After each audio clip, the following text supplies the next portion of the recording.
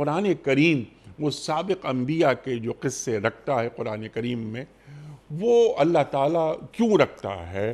اس کا بنیادی مقصد یا حکمت کیا ہے؟ ارشاد۔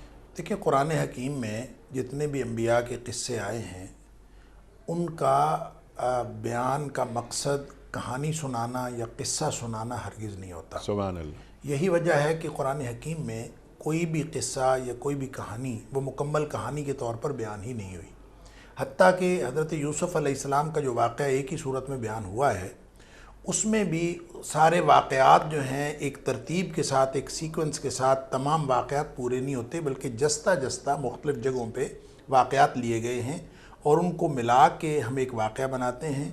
بلکہ یوں کہنا چاہیے کہ قرآن حکیم میں جتنے بھی انبیاء کے قصے ہیں اگر ان کو پوری کہانی کے طور پر بنایا جائے تو اس کے لیے تاریخ کی مختلف روایات کا سہارا لینا پڑتا ہے، اور اس میں سے تورات اور انجیل کی یا بائبل کی جو بہت ساری کہی ہوئی باتیں ہیں ان کا بھی سہارا لینا پڑتا ہے، تب جا کے یہ کہانی، یہ واقعات بنتے ہیں۔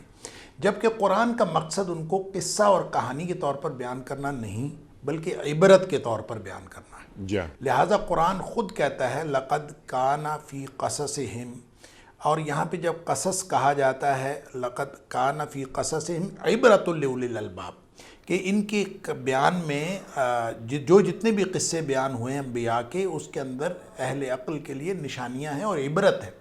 عبرت کا مطلب یہ ہوتا ہے کہ آپ اس سے کوئی نہ کوئی سبق حاصل کریں۔ تو کوئی بھی کسی بھی قصے کی، کسی بھی کہانی کی قرآن حکیم صرف وہ جہت بیان کرتا ہے، اس کا وہ پہلو بیان کرتا ہے جس کا تعلق عبرت کے ساتھ ہوتا ہے، نصیحت کے ساتھ ہوتا ہے، جس کا تعلق ہدایت کے ساتھ ہوتا ہے۔